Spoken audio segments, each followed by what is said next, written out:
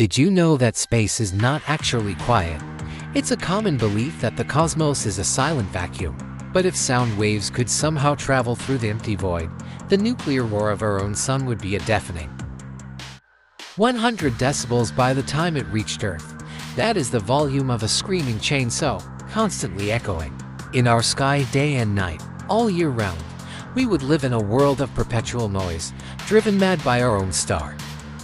Back on Earth, 80% of our oceans remain completely unexplored and mapped, and pitch black. We have better maps of Mars and the Moon than our own deep seabed. In the Absal zone, miles below the surface, the water pressure is enough to crush a steel submarine like a tin can. Bizarre, pale, bioluminescent creatures thrive there in conditions that should be impossible for life.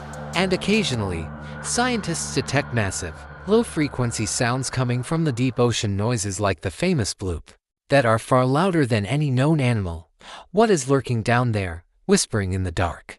Perhaps the creepiest secrets are not in the deep ocean, but inside our own minds. Have you ever stood on a high ledge, looking down at the drop, and felt a sudden, terrifying urge to jump?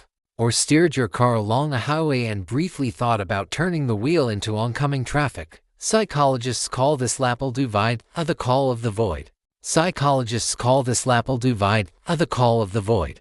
It's not a desire to die, but a bizarre neurological glitch. Your brain's survival instinct detects the danger, sounds a massive alarm, but misinterprets its own warning as a physical urge, leaving you shaking and terrified of your own consciousness. Beneath our feet, the natural world is carrying out its own quiet horrors.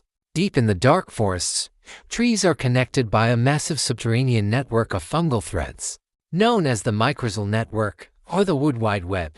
While it allows trees to share nutrients, it also has a dark side. Parasitic fungi can hijack this network, and some, like the infamous cordyceps, can infect the brains of insects, turning them into mindless zombies.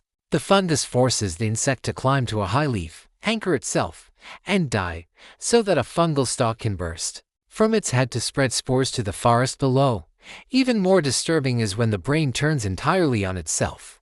In a rare neuropsychiatric condition known as Cotard's delusion, or walking corpse syndrome, patients genuinely believe that they are dead, rotting away, or completely non-existent. Some claim they can smell their own decaying flesh, while others refuse to eat because they are convinced they no longer have internal organs.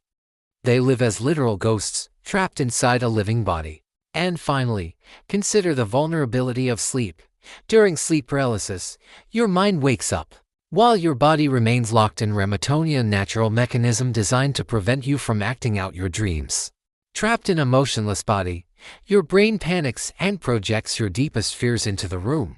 Across cultures and history, millions have reported the exact same hallucination: a dark, shadowy figure standing in the corner, slowly creeping toward their bed, or a heavy weight sitting on their chest, choking the breath from their lungs.